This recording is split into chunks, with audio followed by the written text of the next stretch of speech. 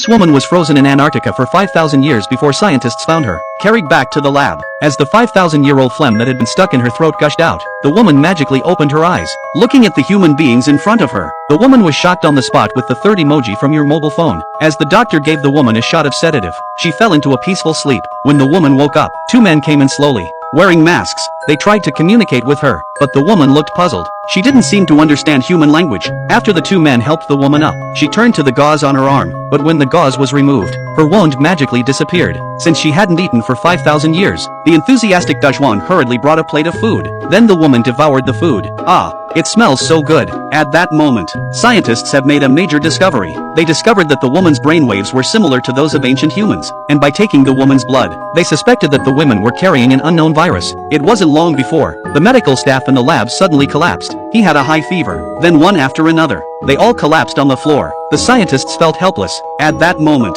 a woman came in slowly. She put her hand on the patient's body. She closed her eyes and used her mind to exert force. With a mouthful of phlegm, the patient came to life on the spot. The patient came back to life on the spot.